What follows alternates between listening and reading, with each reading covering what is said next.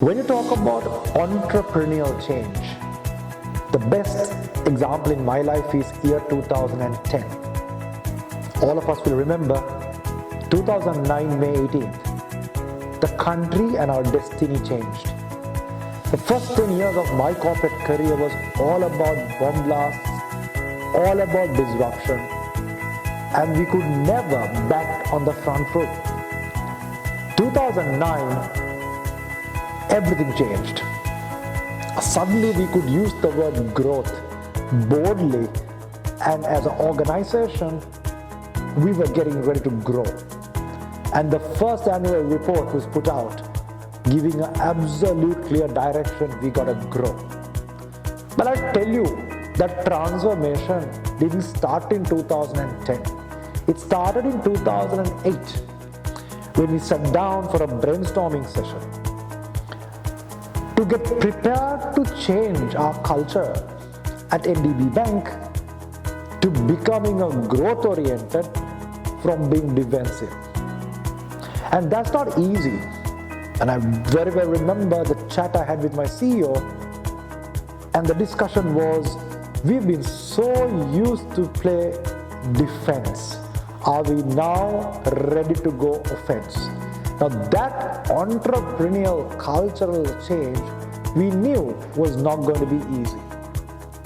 Now in that whole game, strategy, structure had to be addressed. But as senior management, we understood that cultural change was what's going to make or break our ability to drive that strategy. And it boils down to people finally. It boils down to culture.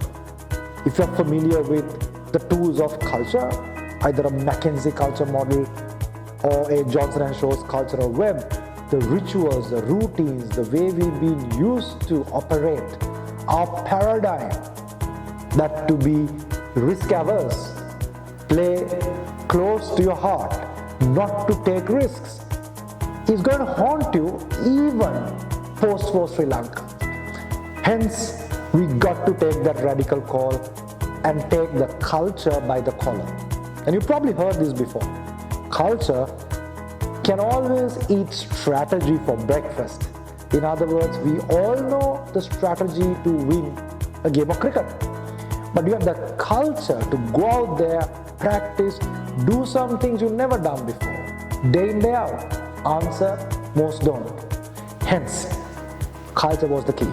Committees that were structured at the bank at that time were cross-functional, diverse. We had to blend it in to get this growth-oriented culture inside the organization. If you look at the NDB, at that time was still complex. The traditional NDBers came from the NDB bank side, the development bank that had origins up to 1971. Development banking, as you know, is a slow, steady model of lending, and there is almost no competition because you take the funds that are given from multilateral, sometimes World Bank, and you basically get that across to your customers. But then NDB Bank merged with ABN AMRO, a multinational bank. In fact, not merged, it was acquisition, and that two cultures took time to gel. And then we had a group, a stockbroker, extremely dynamic and competent investment bank. And the team there were CFAs from top MBAs, and they were a very different kettle of fish. Now, if this, and of course we had presence in international markets like Bangladesh, like Maldives, if I recall right. And to put all of that together and create this new growth-oriented culture, to create a culture that will finally blend into a one organization was always a challenge. And that was in the mind when the committees were set up at both strategic level and at the operational level. My experience there at example at group strategy was to work with stockbrokering people, the investment bankers, the people from a development banking background, and you have to be entrepreneurial in the way you drive change inside those committees.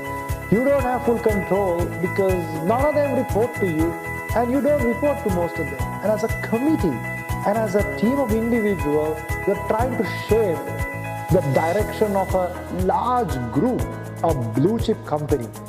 And you learn that culture is on top of every single decision you take. At a more operational levels, I was part of the new product, new idea team, and you know how ideas come, ideas clash, and how do you work in again a cross-functional team to get that type of conversation going, to finally get all to agree on a single direction. Now that's the type of exposure that every single aspiring senior manager, business leader, a CEO would need. Now, with regard to our postgraduate level, the subject of creating entrepreneurial change hits that DNA right to the core. Culture, innovation DNA in organization, and how do you transform organizations?